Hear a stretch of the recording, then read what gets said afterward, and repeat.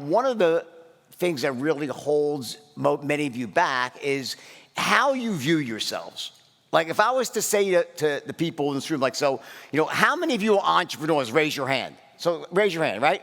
Everyone's here is pretty much an entrepreneur, right? Okay, forever. How many of you were in the sales business? Raise your hand. Okay, so most of you do, but just a trick, it's like a trick question. But if I was to really say get honest, how many of you really kind of put that sales hat on a daily basis and view your business through the lens of sales? How many of you do that? Few less, much less, right? And, I think one of the things that you really have to understand here when it comes to being an entrepreneur is that there are different sides of that equation of what it really means to be an entrepreneur. So what does it really mean? Well, it's a business person, someone that starts business, someone that'll sort of grow businesses and scale, right? But the truth is there's really different aspects to it. So, for example, for any product, you have an IT product, right? You have the product, the service that you're offering, right? And that is what it is. Whatever that service is, whatever you specialize in, it's probably similar for most of you, right? You're dealing with mostly small to medium-sized companies, right? So you have a product and a service that you offer, right? And that service has a certain value proposition.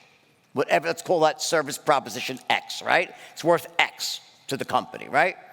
And that there's an empirical value to that of what it's actually worth, right? The problem starts when you try to explain that value to someone else, to a prospective client.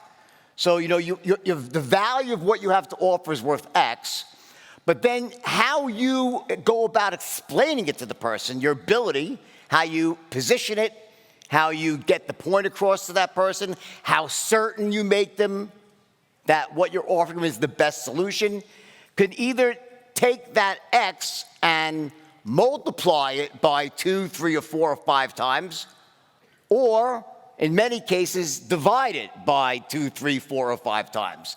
In other words, there's the value of what you have, and then there's your ability to explain that to other people so they can see the value.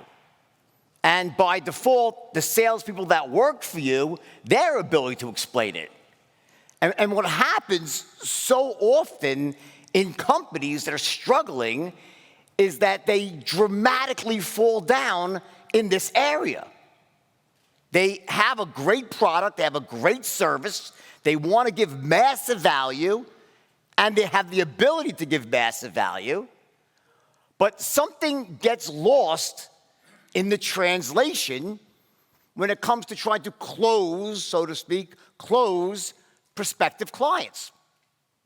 So it causes that business to not be able to, A, maximize their own profitability because they struggle with closing clients. They need either more salespeople they probably need, or the salespeople are underperforming. They're spending a lot of money on marketing, which is a different side of the equation. And I'm going to get to that in a second. So they're marketing and they're going online and offline as well, but probably mostly online at this point, right? And you're spending your money on your Facebook ads and your Instagram and whatever else it might be, Google, and you're bringing in those leads, right? And that's one side of the equation. But then you have to then take that lead and somehow close it, monetize lead through sales. Sales and marketing are basically two sides of the same coin. You have marketing on one side of the equation, right? And the goal of your marketing is to, A, identify who your best buyers are, right? Who are the people that are most likely to need your service, that could afford your service, that want your service. And then secondly is how do you then not just identify who those people are, but those companies are, but then how do you bring them into your sales funnel in a cost-effective way? It's not enough just to know who they are, and it's not enough just to be able to bring them into your funnel. You also have to do that in a cost-effective way, which is a really big deal. And I have many businesses that I run, and it's a constant struggle.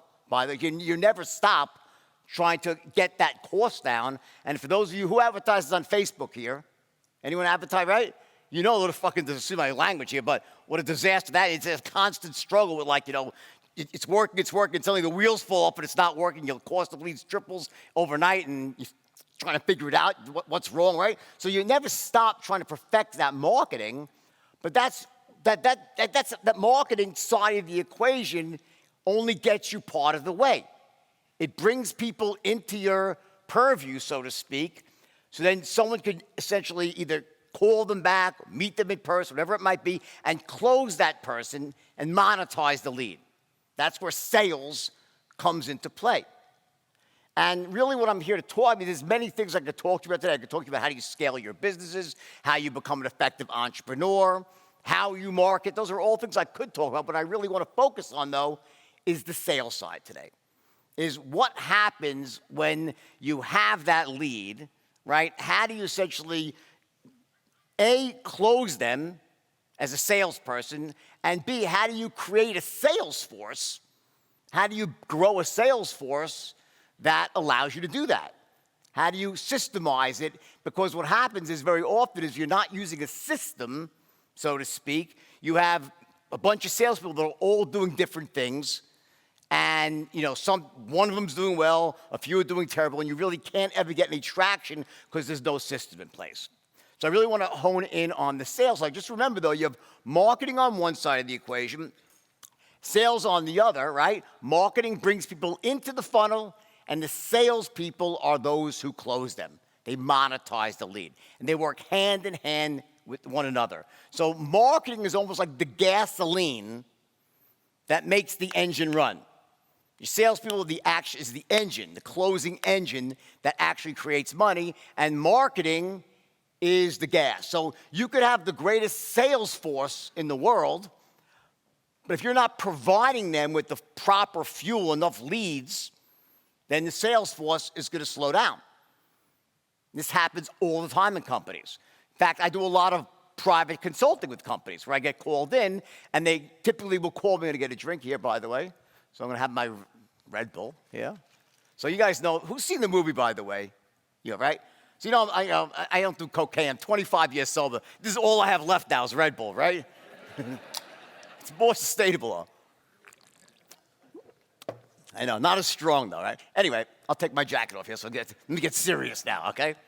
I'm ready to go, okay? So basically, right, where was I? Where was I? The fuel, the gasoline, right? The fuel, the gasoline, right? Okay, the fuel, the gasoline, right? So when I get called into a company, they want me to teach sales, right? How do you close? How does each salesman close more? What's the system? How do you kind of systemize that? How do you get people to maximize the potential, right? But very often, just so you know, what I also find is that the marketing is insufficient. They're not providing the sales force with enough leads. So the salespeople will struggle. And what typically happens is so many negative things happen downstream when there's not enough leads to call. Because what happens is this typical salesperson will then start nursing each lead and start hanging on with phone calls and whatever, in person or whether over the phone, but they'll make the sale, they'll make the conversation longer, they'll try to keep calling the person back, when in fact the person probably is never going to buy. They don't move on from lead to lead quickly enough. And they get caught up in bad calls, right? So just remember that in order to really maximize the sales side of the equation, you also have to have the proper amount of marketing in place. All right, so it's just a given, very, very important. But let's just assume now, let's move past that again and hone in on sales. Let's assume that you have a sales force in place and you're providing them with an adequate amount of leads, right? What happens next? How do you go about, number one, teaching a sales force? What are the keys to teaching a sales force how to essentially maximize their closing ratio, their closing rate? And also, what do you do to make sure that the sales force stays motivated over the long term? Because again, the same way there's two sides, marketing and sales, there's also two sides to sales. There's the actual closing, the strategies that are involved in closing a sale. It starts from the moment that someone picks up a telephone or meets someone in person. What are the strategies? What are the things, the skills, the actual skills that someone needs? And then also, what is the emotional side of that, the motivation. How do you get people to operate at peak performance every single day? Because you could have salespeople that possess all the skills, the so-called closing skills, getting into rapport, keeping control of the sale, asking the right questions, presenting the right way, overcoming objections. They can have all that, but if they're not motivated, if they're not pumped up, as the phrase goes, they're not really out there, really operating at their peak level, they could be great salespeople, but they're not going to perform for you the way they should, right? So the million-dollar question really is, how do you go about building, training, creating a world-class sales force? And the struggle with many of you is that you're relatively, in the general scheme of things, smaller companies. You don't have massive sales forces, 100-person sales forces, right? There's mostly smaller sales forces here, right? And that is one of the most difficult things to do is manage a small group of people. It's easier to manage a large group of people than it is to manage a small group. A group of under 10 people is a bit more challenging to manage.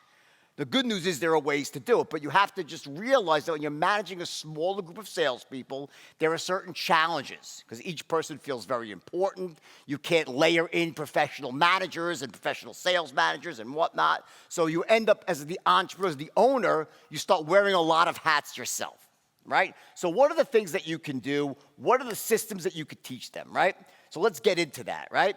So just so you understand, we live in a world, I'll start this way. We live in a world of duality. There's two sides to every coin, in everything. If you have up, then you have to have what? Down. If you have start, then you have what? Stop. If you have yes, you have no. Even the digital world that you all live by here, if you have a 1, then you have to have a what? A 0, right? The same thing is true in entrepreneurship. Same thing is true in sales. So in entrepreneurship, you have the inner world of success for entrepreneurs. Then you have the outer world of success for entrepreneurs. You have the inner world of sales success for salespeople, and you have the outer world. Inner world, outer world. So on the inner side of the equation, I want to move through this very quickly. You have things like, for example, the ability to manage your emotional state management, to have your salespeople operating in positive emotional states of certainty, clarity, confidence, courage, the 4 C's they're called. Certainty, confidence, clarity, courage, right? Those are empowered emotional states. And when someone is in those states, it opens them up in the moment to be the best they can possibly be. Certainty, clarity, confidence, courage. What are the opposites? Uncertainty instead of certainty. Instead of clarity, you have overwhelm. Instead of courage, you have fear. Instead of confidence, you have a lack of confidence. So watch. Imagine you're a salesperson, right? And you have all the skills. You possess the skills to close. You know how to do it. But in the moment when you show up to a sale, you're in a state of uncertainty and overwhelm. How many sales can you close with feeling uncertain? Good luck trying to close anything. In other words, you cannot close sales if you yourself as the salesperson are feeling uncertain and you're feeling overwhelmed. You could possess the actual skills to close, but you can't close, not at a high level. So that's, in a nutshell, is state management. When I talk about state management, I don't mean that you're walking around all day long in a state of certainty. So if a salesperson, all day long is walking around certain and confident, what do you call someone that walks around all day long certain and confident and clear? What do you call that person? An asshole, right? So that's not what I mean. What I'm saying is that as a salesperson, we need to learn to block out in the key moments when it matters most.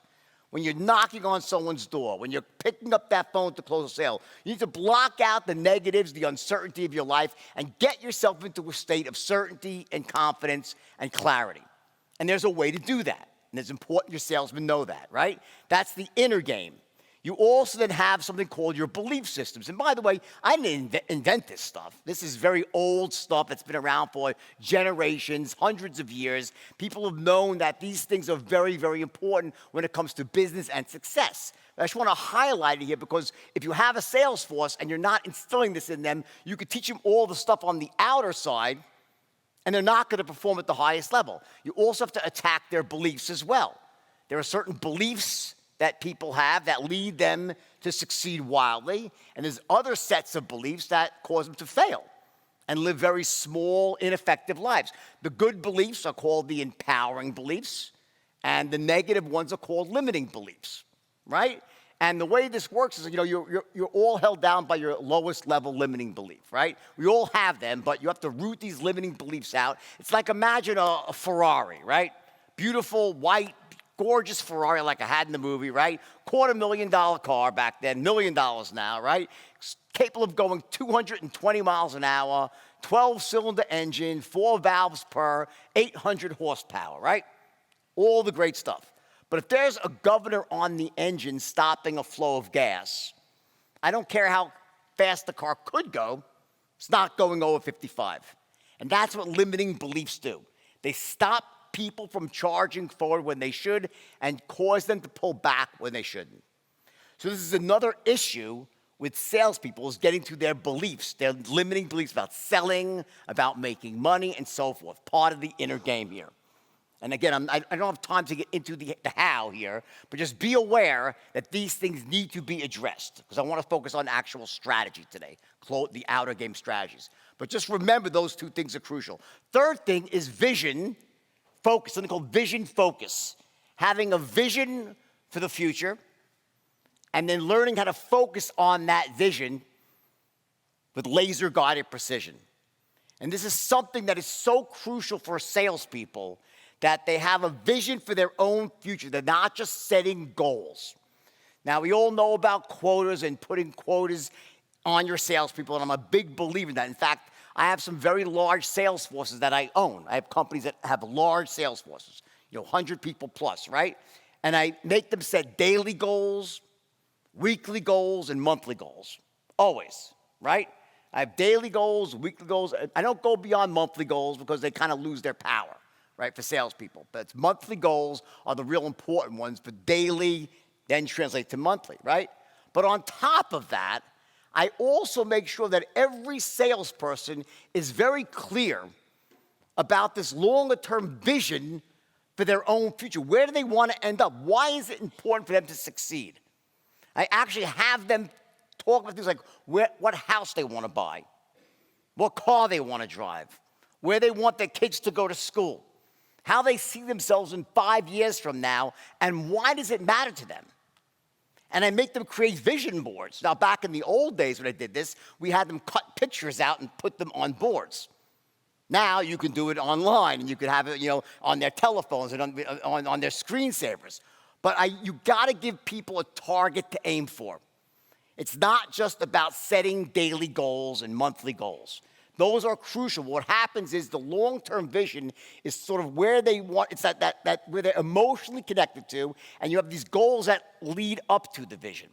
And again, there's a whole separate issue on the inner game. Just remember, this needs to be addressed with your sales force, okay? And then lastly are their personal standards.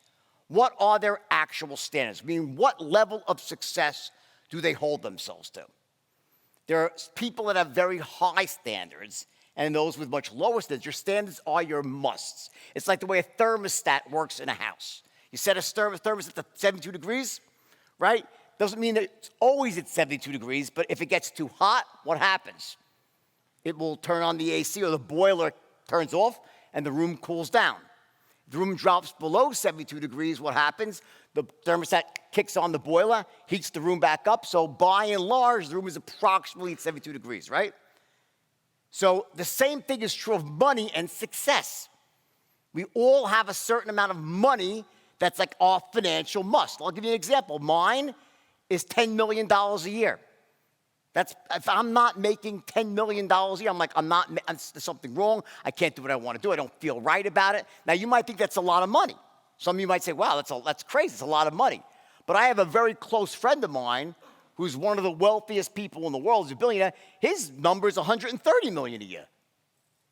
And there's some people that, like, for example, that have a financial must like Mother Teresa had, which was zero. She didn't measure her success in dollars. There's no right or wrong answer here. In other words, you can't say my standard's too high, yours is too low, or vice versa.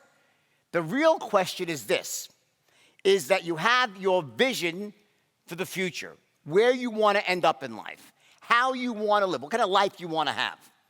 And then you have a standard. And you need to have congruency between the two. So if you have a champagne vision, you want the best of everything, you want the beautiful house on the hill, a nice car, great vacations, the whole 9 yards, but you have a beer standard, right? Good luck with that one. You're like one of these hapless dreamers, and we know now, by the way, you don't see people like this in this room. They don't come to rooms like this, people like that, and they don't start businesses typically. They're the ones that think about and talk about starting business, but never do.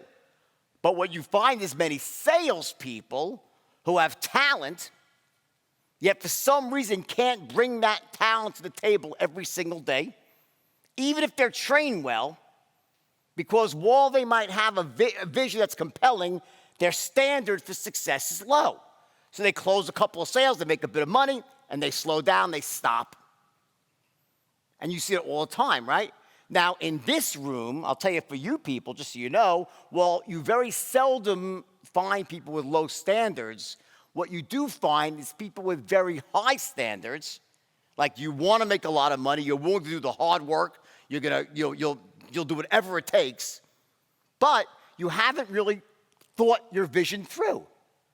You haven't really set a target for 5 years from now. You might have set goals, and you have these short-term and intermediate-term goals, but you haven't gotten clear about your vision and why it matters to you.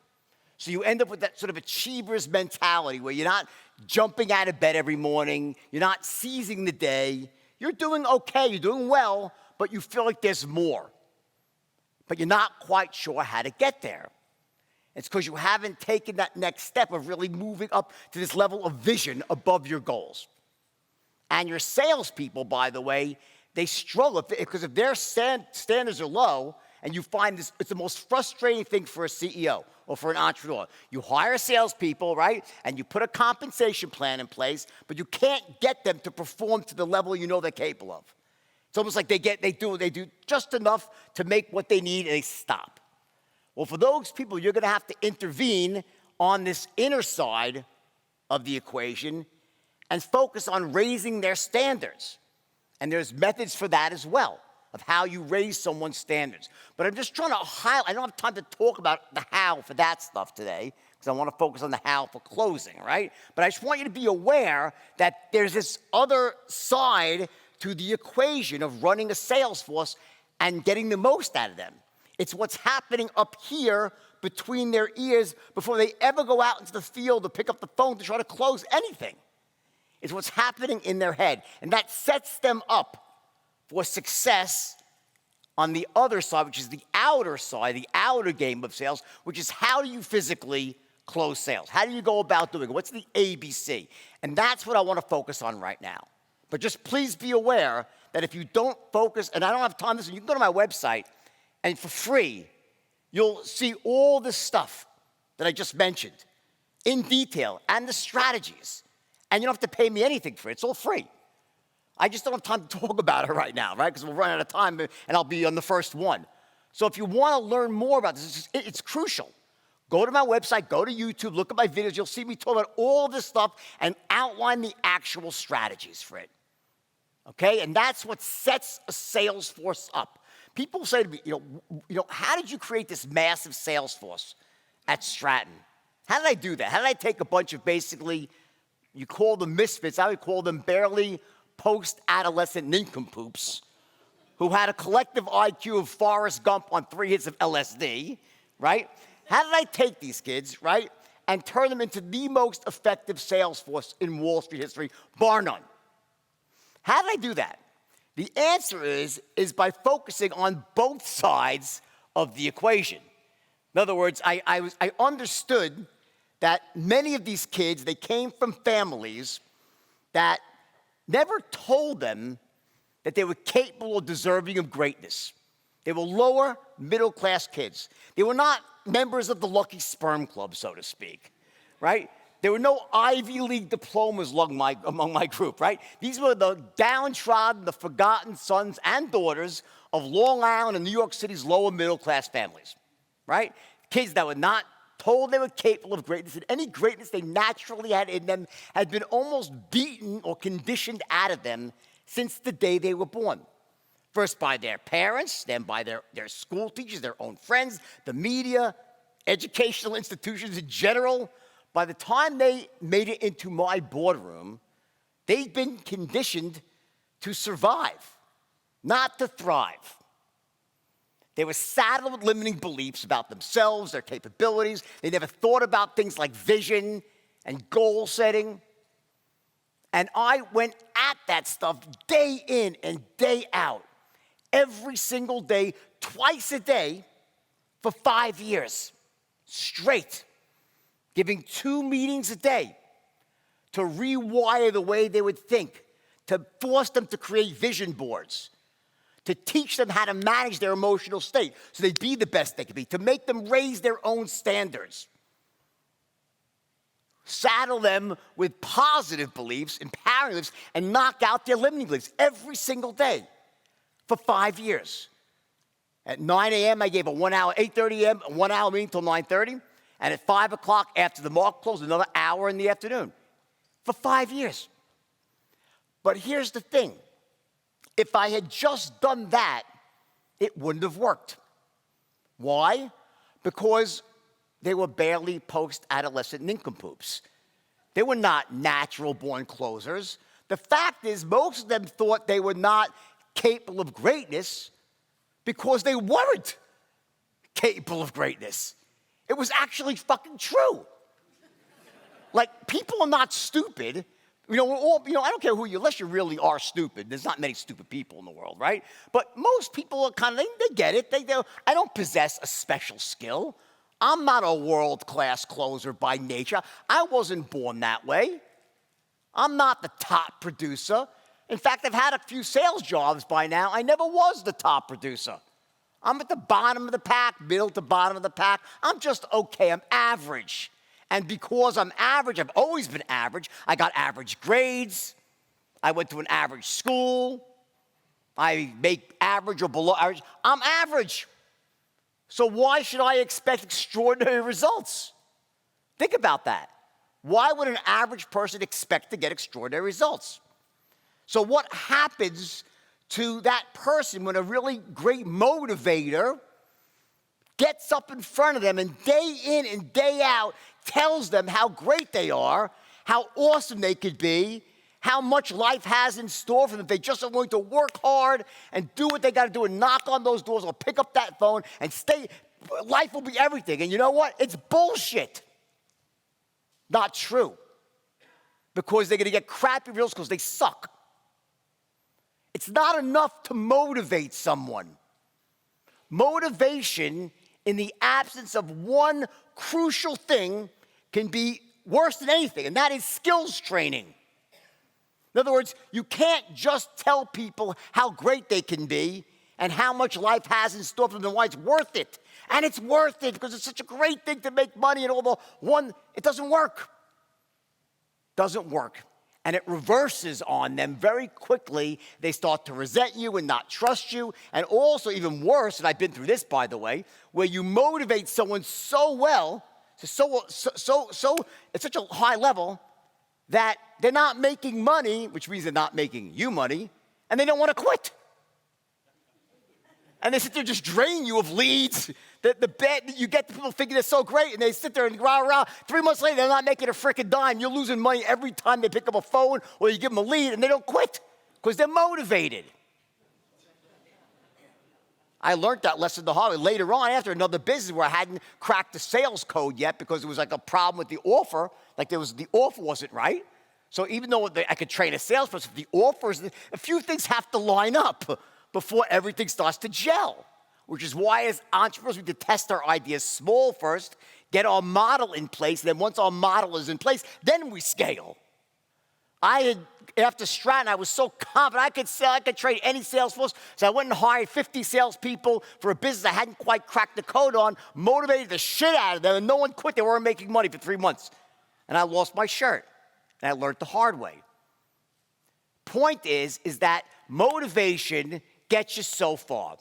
The way I built that sales force, the way I built every sales force since then, the way I advise companies all over the world is by doing a combination of the two. It's motivation combined with effective skills training day in and day out. You have to show people what they have to actually do. A, B, C. How do you do it? How do you close? What skills do you need? They have to learn those skills, and then you give them the motivation so they can actually be the best they can be on a daily basis. But they have to have the skills.